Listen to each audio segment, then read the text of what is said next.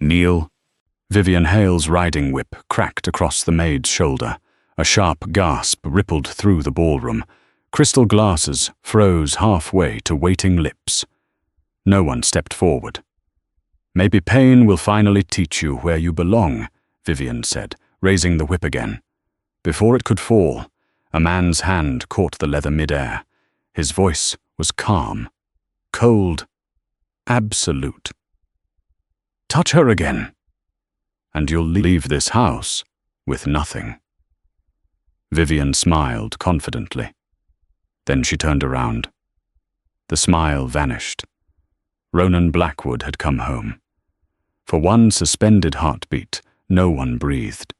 The decorative riding whip remained stretched between two people who represented opposite kinds of power. Vivian Hale wore flawless silk, priceless diamonds, and the confidence of a woman convinced the Blackwood estate already belonged to her. Ronan Blackwood stood in a simple charcoal suit that carried no visible symbols of authority. He did not need them. His presence alone transformed the ballroom.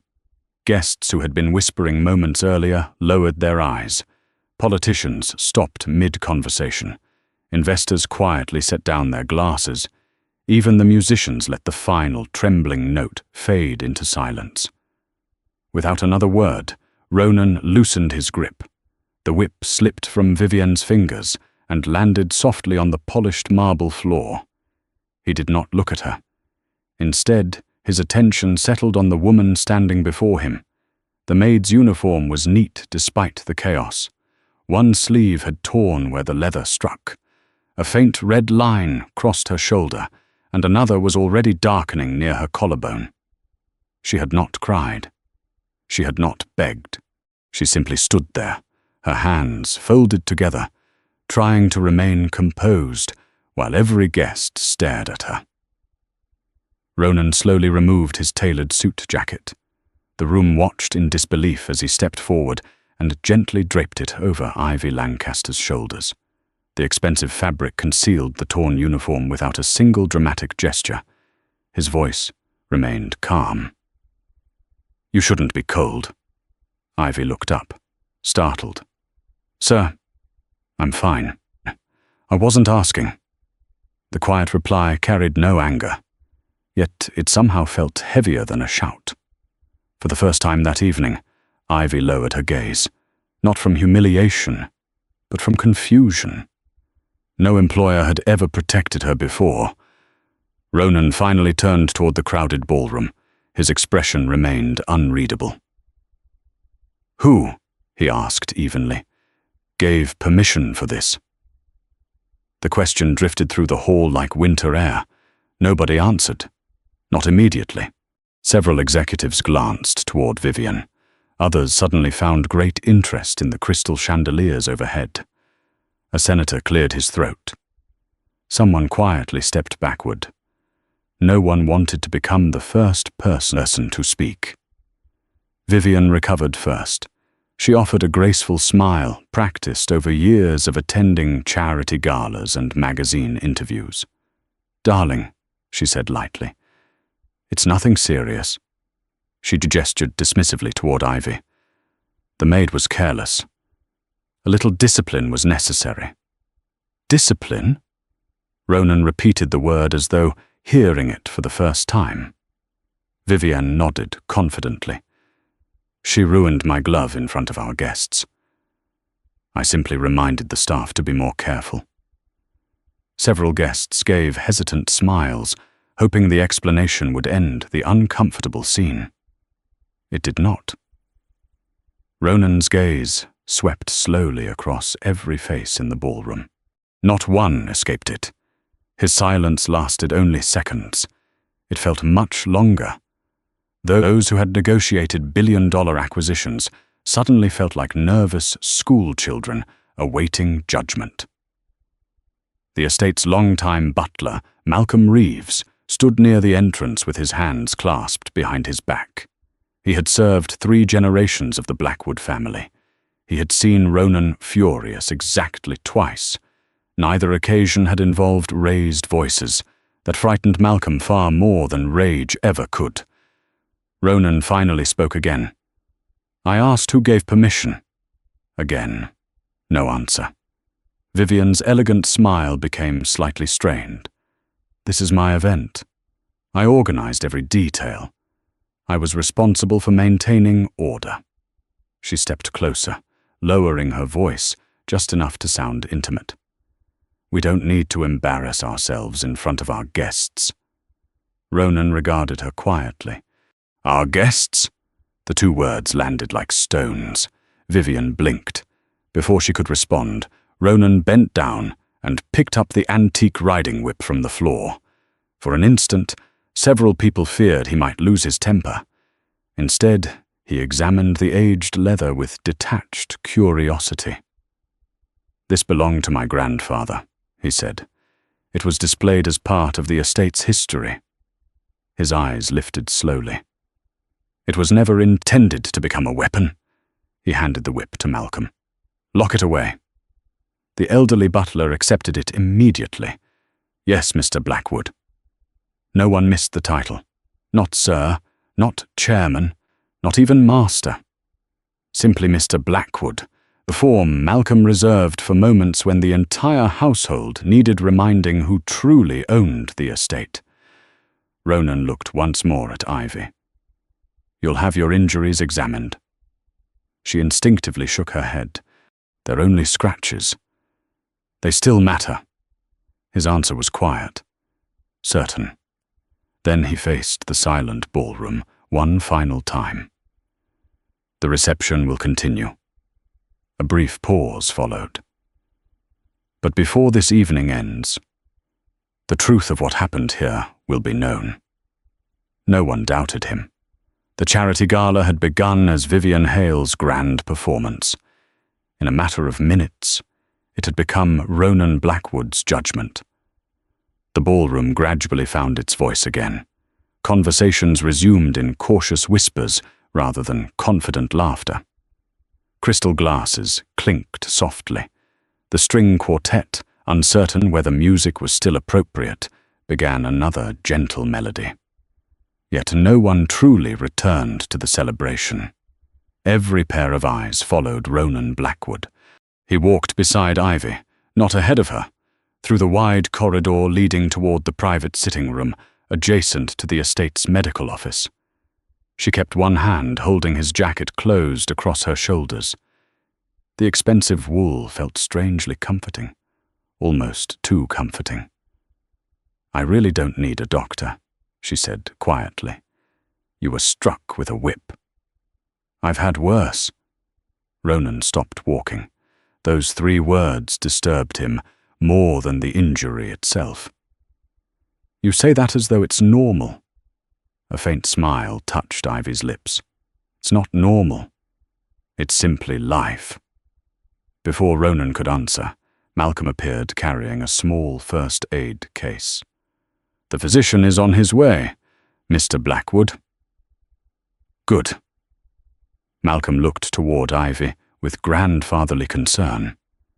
My dear, sit down for a moment. She obeyed immediately. While Malcolm prepared antiseptic, a young catering assistant hurried into the room. She could not have been older than 19. Her hands trembled so violently that the silver serving spoon she still carried rattled against the tray. I'm so sorry. Tears rolled freely down her cheeks. This happened because of me. Ronan turned. What do you mean? The young woman lowered her head. I slipped. The soup almost spilled onto one of the children who came with the charity guests. I panicked. Ivy stepped in front of him. She caught the bowl before it burned him. The girl's shoulders shook.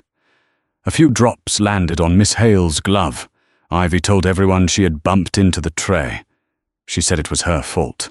I let her. Silence filled the room. Ronan slowly looked at Ivy. You accepted the blame. She seemed surprised the answer required explanation. The child wasn't hurt. The assistant would have lost her job. It seemed like the easiest solution.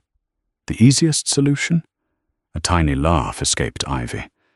It wasn't the best evening I've ever had, but yes, I thought everyone else would be spared. The young assistant suddenly knelt. I'm sorry. I should have spoken. Ivy immediately reached forward and helped her stand.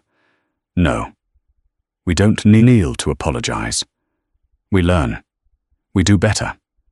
And next time, she gently adjusted the girl's crooked apron. Carry the soup with both hands. The nervous assistant actually laughed through her tears. I will. I promise. Malcolm exchanged a knowing glance with Ronan. Neither man spoke. The physician finally arrived and began cleaning the marks across Ivy's shoulder.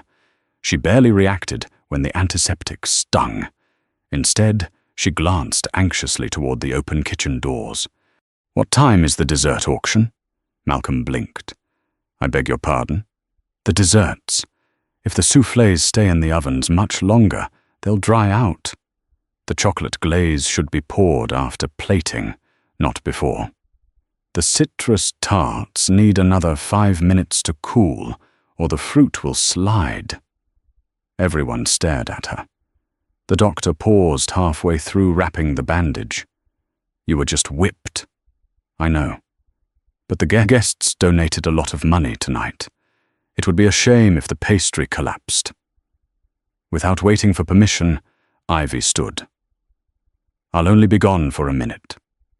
Ronan watched, genuinely bewildered, as she hurried toward the kitchens. Curiosity overcame him. He followed at a distance. Inside, organized chaos had replaced elegance. Chefs rushed between ovens. Servers whispered nervously about what had happened in the ballroom. The moment Ivy entered, every employee looked relieved. Miss Ivy, the caramel is crystallizing. The auction trays aren't ready. She clapped her hands once, not loudly, just enough to focus everyone's attention. Deep breaths. Oven 3, lower the temperature. Don't throw away the caramel. Add warm cream slowly. Emily, garnish the cheesecake after slicing. Michael, stop panicking. The guests can't taste fear. Soft laughter spread through the kitchen. The tension dissolved almost instantly. Within minutes, everyone moved with renewed confidence. No shouting, no blame, only quiet direction. Ronan remained unnoticed in the doorway. He had expected to see a maid. Instead, he saw someone naturally leading an entire hospitality team. People listened because they trusted her, not because they feared her. One exhausted pastry chef sighed with relief. I don't know what we'd do without you, Ivy grinned. You'd survive. You'd just serve slightly overcooked soufflés. The entire kitchen laughed. For the first time that evening, so did Ronan. It was brief, almost imperceptible. But it was real. Standing unnoticed beyond the doorway, the billionaire who commanded boardrooms and secretly ruled the city's most powerful criminal empire found himself unable to understand one simple mystery. How could the woman everyone treated as the lowest person in the house be the one quietly holding the entire house together? The charity reception continued long into the evening. Guests admired the flawless service. The desserts arrived perfectly timed. Wine glasses never remained empty. Every detail reflected effortless elegance. Few realized that only an hour earlier, the entire hospitality team had been on the verge of collapse. Fewer still noticed that the woman responsible for restoring order had quietly returned to polishing silver trays as though nothing extraordinary had happened. Ronan noticed. Long after the final speeches ended, he remained in his private study overlooking the East Gardens. The financial reports on his desk remained unopened. Instead, his thoughts kept returning to a woman in a maid's uniform who had protected a frightened stranger, accepted punishment without complaint, and then worried more about soufflés than her own injuries. A soft knock interrupted his thoughts. Come in. Malcolm Reeves entered, carrying 2 cups of black tea. He placed one on the desk without speaking. They had worked together for many years. The old butler knew when silence invited questions. Ronan looked toward the window. "Who is Ivy Lancaster?" Malcolm smiled faintly. "I wondered how long it would take before you asked." Ronan remained silent. Malcolm settled into the chair opposite him. "Most people believe she became a housemaid because she lacked ambition. The truth is almost the opposite." He paused before continuing. "Miss Lancaster graduated at the top of her class in hospitality management. Highest honors. Her professors expected she'd be managing an international luxury hotel before she turned 30. Ronan's eyes narrowed slightly. "And yet she's cleaning guest rooms." Malcolm nodded. "Life changed faster than talent could save her." He folded his weathered hands together. Her father owned a family logistics company. He was an honest man, but he trusted the wrong business partners. When the company collapsed, the debts were enormous. They lost everything. The house, the savings, even her mother's jewelry. Ronan listened without interruption. "She could have declared bankruptcy," Malcolm continued. "Many people advised her to walk away. Instead, she chose to repay every creditor, one payment at a time. Every job she accepted had one purpose: to pay what her family owed." Ronan frowned thoughtfully. Why housekeeping? With her education, she could have found office work. Malcolm gave a quiet chuckle. "She tried. For nearly a year, but every interview ended the same way. They wanted experience. They wanted recommendations. They wanted connections. Debt had taken those too. The estate offered temporary work, so she accepted it." Ronan leaned back slowly. "And she never told anyone. There was no reason. She believes dignity isn't something people give you. It's something you decide to keep." The room fell silent. Outside, rain began tapping softly against the tall windows. Malcolm smiled at the memory of something. "Would you like to know the strangest part?" Ronan nodded once. "On her third day here, one of the newer employees accidentally broke an antique vase. He was terrified. He thought he'd be dismissed. So Ivy spent her entire week's wages replacing it before anyone discovered what happened." Ronan looked up. "She paid for someone else's mistake?"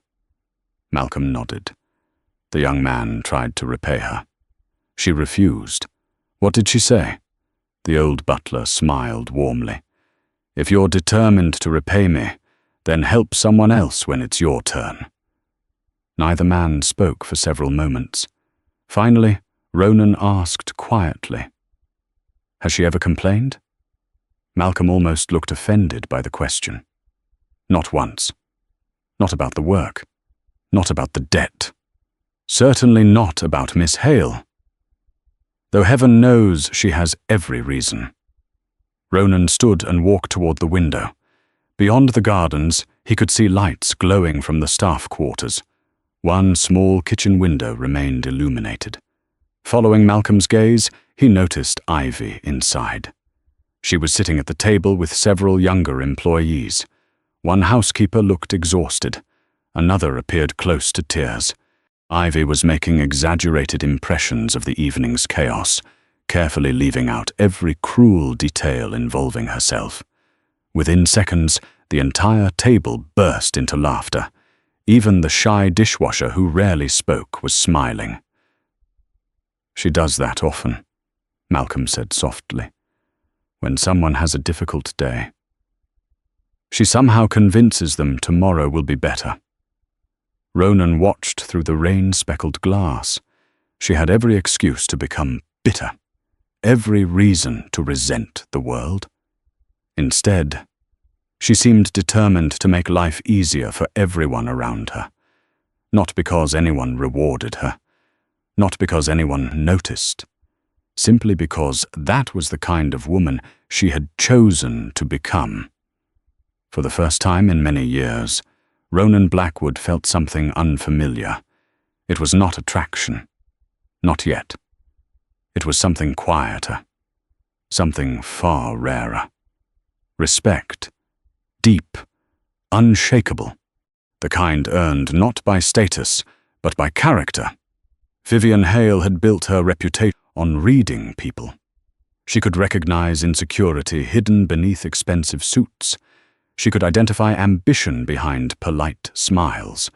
She knew exactly how to make influential people believe they had reached every conclusion on their own. For years, that talent had served her well. It had earned investors, magazine covers, luxury brand partnerships, and, most importantly, an engagement ring bearing the Blackwood family crest. But over the following days, she noticed something she had never expected. Ronan had changed. Not dramatically. Not obviously. The change revealed itself in quiet moments. When he entered the estate, he no longer asked Malcolm only about financial reports or renovation schedules. Sometimes he asked, "How is the staff today?" Or, "Has Miss Lancaster recovered?" The questions were brief, almost casual, yet they were always about the same person. Vivian noticed every one of them. One afternoon, she watched from the library balcony as Ivy crossed the courtyard, carrying fresh flowers for the guest suites. Halfway across the stone path, an elderly gardener struggled to lift a heavy planter. Without hesitation, Ivy set down her basket and helped him. They laughed about something neither of them could hear. A few minutes later, she continued on her way, as though the interruption had cost her nothing. Vivian's fingers tightened around her teacup. Why did people always smile around that woman? She wore a maid's uniform. She possessed no wealth, no influence, no family name worth mentioning. Yet the servants trusted her. The gardeners greeted her. Even Malcolm, who remained distant from nearly everyone, treated her with unmistakable affection. Most troubling of all, Ronan watched her. Not with desire. Not yet. With attention. Vivian understood attention. Attention became admiration. Admiration became attachment. She refused to allow that journey to begin. The following evening, several prominent guests remained at the estate after a business dinner. Among them were investors, socialites, and the editor of a luxury lifestyle magazine. Vivienne saw an opportunity. She approached the gathering with a sympathetic smile. I suppose every large household has one employee who enjoys becoming everyone's favorite. One guest tilted his head. What do you mean? Vivian sighed as though reluctant to continue. I shouldn't gossip, but kindness can sometimes be strategic. The guests exchanged curious glances. She lowered her voice. I've noticed Miss Lancaster has a remarkable habit. Whenever wealthy visitors arrive, she somehow becomes the center of attention. Another woman frowned. She doesn't seem that type. Vivienne gave a soft laugh. Appearances can be very persuasive. I've seen women build entire lives by making powerful men feel protective. She never directly accused Ivy of anything. She didn't have to. Suggestions often traveled farther than accusations. Within an hour, whispers began drifting through the estate. I heard she enjoys sympathy. They say she's much smarter than she looks. Perhaps the accident wasn't entirely accidental. No wonder Mr. Blackwood keeps asking about her. Each retelling added another layer, another assumption, another distortion. By the next afternoon, the rumors had quietly reached nearly every guest still staying at the estate. Ivy noticed the difference immediately. Conversation stopped when she entered a room. Smiles disappeared. A few guests looked at her with open suspicion. One young server approached nervously. Miss Ivy, they're saying terrible things. I know. Doesn't it upset you? For a brief moment, Ivy looked toward the window, where rain clouds drifted slowly across the afternoon sky. Then she smiled. A room only survives if it finds a place to live. The young woman blinked. I don't understand. If I spend my time chasing every lie, I'll never have time to live honestly. She gently squeezed the server's hand. So let them talk. The truth doesn't become weaker simply because someone whispers louder. The words stayed with the young employee long after Ivy walked away. Unfortunately, they did not reach everyone. Later that evening, Ivy entered the grand dining room carrying fresh linen. A pair of guests fell silent the moment they saw her. One deliberately moved her designer handbag closer. Another checked whether his watch remained on his wrist. Neither gesture escaped Ivy's notice. Neither drew a reaction. She quietly replaced the table settings with perfect precision before excusing herself with the same warm smile she offered every guest. From the opposite end of the corridor, Ronan witnessed the entire exchange. He saw the guarded expressions. He saw Ivy's quiet dignity. He also noticed something else. She never defended herself, not because she lacked the courage, because she believed her character would speak longer than any argument ever could, and for reasons he could not yet explain. He believed she was right. 3 days after the charity reception, Blackwood Estate appeared to have returned to normal. Fresh flowers decorated the entrance hall. The staff moved through the corridors with practiced efficiency. Business meetings filled Ronan Blackwood's calendar. Yet beneath the polished routine, tension lingered. No one had forgotten what had happened in the ballroom, least of all Ronan. He never made decisions while angry. He gathered facts. He observed. Only then did he act. Late that afternoon, he entered the estate's security office. The room fell silent. 2 technicians immediately stood. Mr. Blackwood, I need the recordings from the charity reception. Every camera covering the ballroom. Yes, sir. Within minutes, multiple screens illuminated the darkened room. The footage began long before the incident. Ronan watched without interruption. Guests arriving, servers carrying silver trays, musicians preparing their instruments. Everything appeared ordinary. Then he saw Ivy.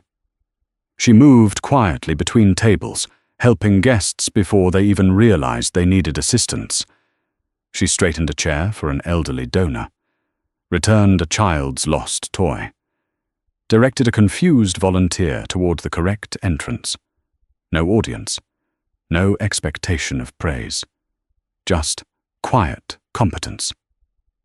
The recording continued. A young catering assistant emerged carrying a large bowl of steaming soup. The floor beneath her shoes glistened faintly. She slipped. The bowl lurched toward a little boy standing beside his mother. Before anyone else reacted, Ivy stepped forward. She caught most of the bowl with her bare hands. The soup splashed harmlessly across the floor. Only a few drops touched the edge of Vivian's designer glove. The child wasn't burned. The assistant remained standing. Then came the moment that changed everything. Vivian looked at her glove, looked at Ivy, looked around the ballroom. Ronan watched her expression harden. No confusion. No panic. Only calculation.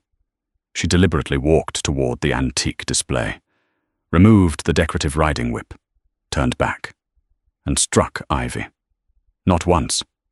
Twice. The second blow landed after Ivy had already lowered her head in apology. The room remained silent. No one had threatened Vivian. No one had encouraged her. She had chosen cruelty, frame by frame. The truth became impossible to deny. The security office fell completely still. One technician swallowed hard. I didn't realize it looked like that. Ronan's voice remained calm. It looked exactly like that. He stood. "Prepare the footage. I want every guest still staying at the estate invited to the ballroom." An hour later, the same crystal chandeliers illuminated the same elegant room, but the atmosphere felt entirely different. The remaining guests gathered in uneasy silence. Vivian entered confidently, believing another charitable announcement was about to be made. She smiled at reporters, adjusted her diamond bracelet, then noticed the large projection screen at the front of the ballroom. Her smile faltered. Ronan stood beside it, hands folded behind his back, expression unreadable.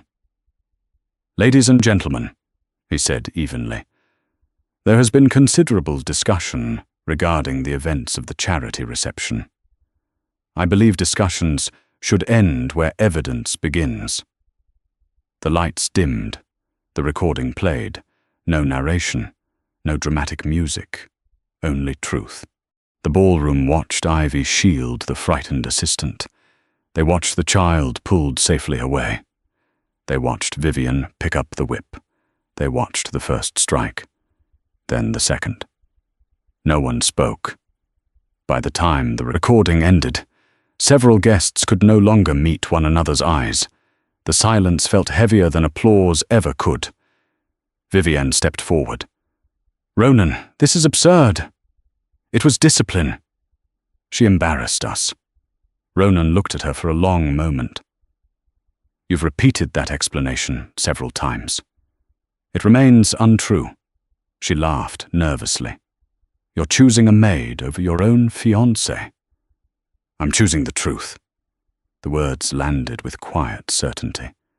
Vivian's composure finally cracked. "You can't humiliate me like this. I built relationships for this family. I stood beside your name. I've sacrificed years." "You sought the power of my name," Ronan interrupted softly. "Never the responsibility that came with it." She stared at him in disbelief. Around the ballroom, no one came to her defense. Not one guest, not one investor, not even her closest social acquaintances. The evidence had spoken too clearly. Ronan slowly removed the engagement ring from his pocket. He had carried it there since returning to the estate, without ceremony. He placed it on the nearest table. His voice never rose. "A woman who enjoys humiliating the innocent will never become part of my family." The words echoed through the ballroom. No anger, no revenge, only finality. Vivian's face drained of color. For the first time in years, she understood what real loss felt like. Not the loss of wealth, not reputation, but the loss of the future she had already claimed as her own. Across the room, Ivy stood quietly beside the staff. She had not asked for justice. She had not demanded an apology. Yet justice had found her anyway. As the silence settled over Blackwood Estate, everyone present realized the same truth. Power could command obedience. Fear could command silence. But only character could command respect. 3 weeks passed. The headlines that had once celebrated Vivian Hale's engagement now reported its sudden end. Commentators speculated endlessly. Some blamed incompatible personalities. Others whispered about business disagreements. No one outside Blackwood Estate ever learned the full truth. Ronan never explained. Ivy never spoke. Life within the estate gradually settled into a peaceful rhythm. Without constant tension hanging over the staff, laughter slowly returned to the kitchens. Employees no longer flinched whenever footsteps echoed through the corridors. Even Malcolm admitted the house seemed brighter. One crisp Monday's morning, Ivy stood alone in the laundry office, carefully folding her neatly pressed uniforms. Beside them rested a single envelope. Her resignation. She read it one final time before slipping it into a plain folder. The words had taken hours to write, not because they were complicated, because every sentence carried gratitude. Blackwood Estate had given her honest work when few others would. Her debts were nearly paid. She believed it was time to move on. The estate deserved peace.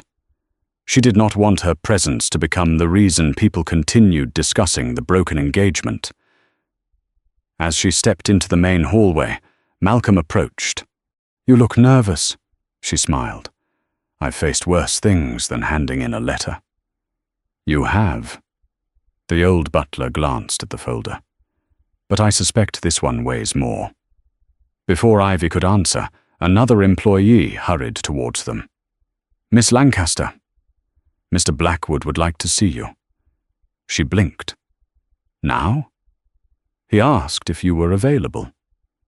A few minutes later, Ivy stood outside Ronan's private office. She knocked softly. "Come in." The room was spacious, but surprisingly simple. Bookshelves lined one wall. Large windows overlooked the gardens. There were no unnecessary displays of wealth, only quiet order. Ronan rose from his desk. His attention immediately settled on the folder in Ivy's hands. "I was told you wished to speak with me." She nodded. "I came to thank you. And to give you this." She placed the envelope on his desk. He read only the first line before looking back up. "You're resigning." "I believe it's the right time." "You've found another position?" She hesitated. "Not yet. I'll look after I leave."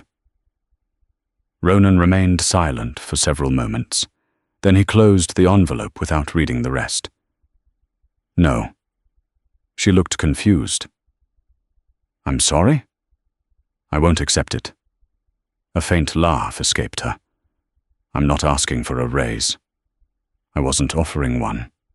He walked toward the window before continuing. 3 weeks ago, I asked our foundation's executive board to evaluate every department. Our hospitality division received the lowest internal leadership score. She listened quietly. They assumed we needed a better manager. He turned toward her. They were wrong. We needed the right one. He placed a leather folder on the desk between them. "I'd like you to read this." She opened it carefully. Halfway down the first page, her eyes widened. "Director of Hospitality, Blackwood Foundation." She looked up immediately. "There must be some mistake." "There isn't. I've never directed an international foundation." "No. But I've watched you lead people. You organize chaos. You solve problems before others notice them. You earn trust without demanding it." She slowly closed the folder. "I'm still just a maid." Ronan smiled for the first time since she entered. "No. That's simply the uniform you've been wearing." The words caught her completely off guard. He stepped closer. "I didn't notice you because you were wearing a maid's uniform. I noticed you because everyone else lost their dignity. Except you." Silence settled between them. For a moment, Ivy could not find an answer. No employer had ever described her that way. No one had looked beyond her job title. She lowered her eyes. "I don't know if I'm capable," Ronan answered without hesitation. "I do." She looked at him again. "Why?" "Because leadership isn't measured by how many people obey you. It's measured by how many people become stronger because you were there."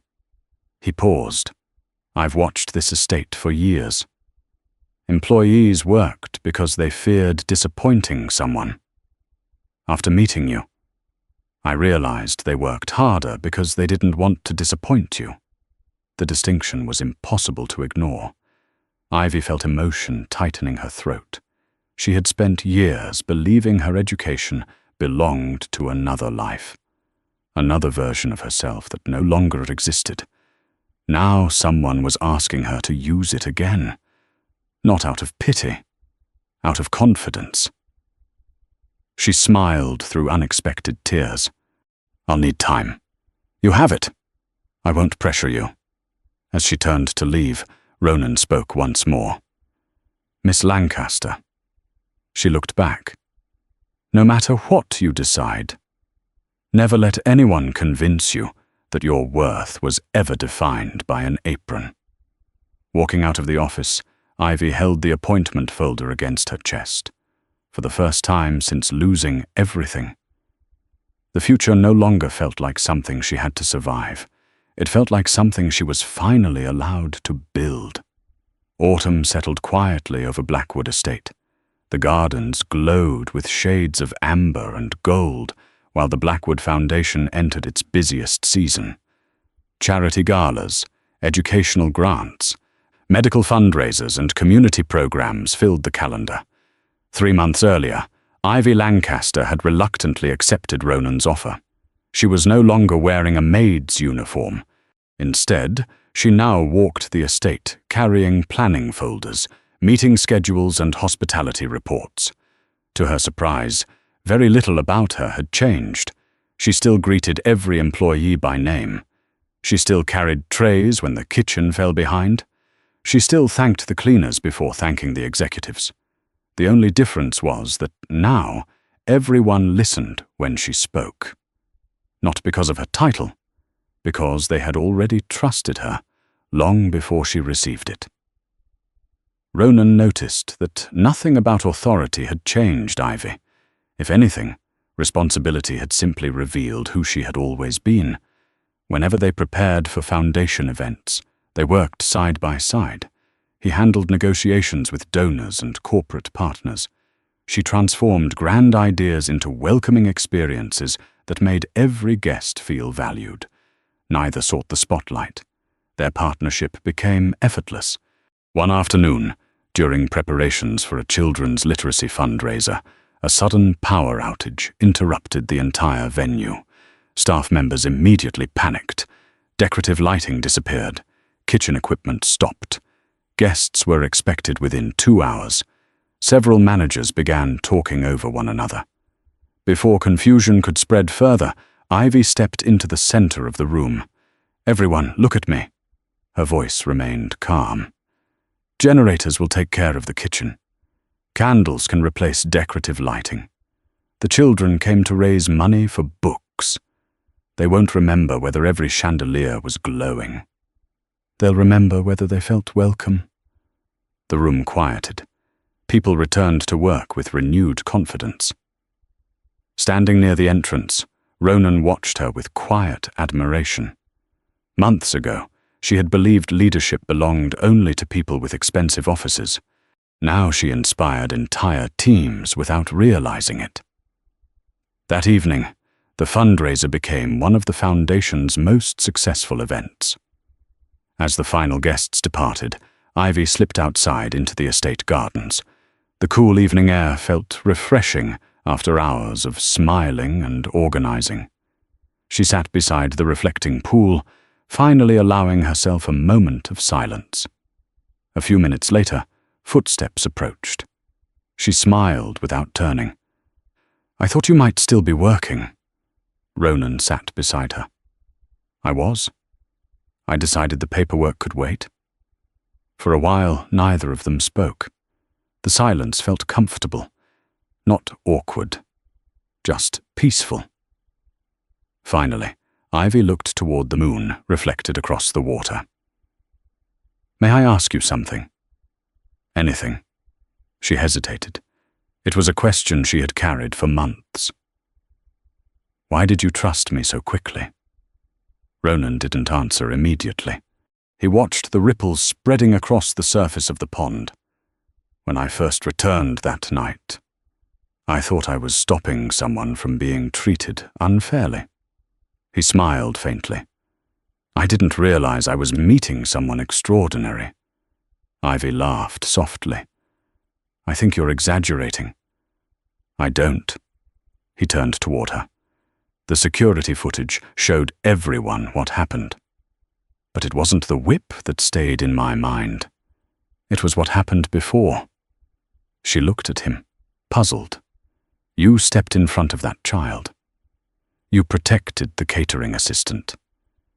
You accepted blame without expecting anyone to defend you. He paused. The first person you protected wasn't yourself. It was someone weaker than you. The words settled gently between them. I've spent years surrounded by people who calculated every decision according to what they would gain. You were different. You acted before you had time to think about yourself. He smiled. That's impossible to fake. Ivy felt tears gathering unexpectedly. I never thought anyone noticed. I noticed. So did everyone whose life became easier because you were there. She lowered her eyes. I've made plenty of mistakes. We all have. But kindness was never one of them. Ronan reached for her hand. Not suddenly. Not dramatically. Slowly enough that she could move away if she wished. She didn't. Their fingers intertwined naturally. Ivy, I don't admire you because you rescued one child. I admire you because compassion is simply who you are. He took a quiet breath. And that's the kind of person I want beside me forever. For a heartbeat, the world seemed perfectly still. Ivy searched his face. There was no pressure, no expectation, only quiet honesty. The same honesty she had come to admire in him. A smile, bright and unguarded, slowly warmed her face. I was hoping you'd say that. Ronan laughed softly. It was the easiest laugh he had known in years. Beneath the autumn sky, without grand speeches or extravagant promises, their love began exactly as their respect had, quietly, genuinely, and with complete trust. 1 year later, Blackwood Estate opened its gates for another annual charity reception. The grand ballroom sparkled beneath crystal chandeliers. Fresh white roses lined the marble staircase. A string quartet welcomed guests as business leaders, philanthropists, journalists, and community volunteers arrived from across the city. The elegance remained unchanged. The atmosphere didn't. Before greeting a single donor, Ivy Lancaster stood near the staff entrance. She welcomed every employee personally, the chefs, the gardeners, the housekeepers, the servers. She thanked each of them for coming. She asked whether anyone needed extra help before the evening began. When she reached the youngest housemaid on the team, the nervous girl admitted it was her first formal reception. I'm afraid I'll make a mistake. Ivy smiled warmly. Then you'll fit in perfectly. The young woman blinked. I made mistakes at my first reception, too. You did? Of course. The difference isn't whether we make mistakes. It's whether we learn without losing confidence. The housemaid laughed softly. The fear in her eyes faded. From across the entrance hall, Ronan watched the exchange with quiet pride. She had transformed the estate in ways no renovation ever could. The evening unfolded beautifully. Guests praised the flawless service. Charitable pledges exceeded every expectation. Near the end of the reception, as servers carried dessert into the ballroom, the young housemaid accidentally caught the edge of a tablecloth. A silver tray tilted. Porcelain plates shattered across the marble floor. The room fell silent. The young employee's face turned pale. I'm so sorry. I'll pay for everything. Without hesitation, Ivy knelt beside her. She carefully gathered the broken pieces before anyone could step on them. Then she looked up with the same reassuring smile that had comforted countless people before. Are you hurt? The girl shook her head, tears filling her eyes. No. Then the important part is already solved. Several nearby guests quietly smiled. Others immediately stepped forward to help clean the floor. No one blamed the young employee. No one raised a voice.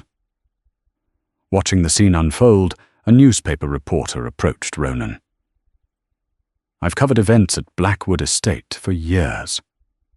He glanced toward Ivy as she comforted the embarrassed housemaid. This place feels completely different now. What changed this house? Ronan followed the reporter's gaze. His answer came without hesitation. The day kindness replaced fear.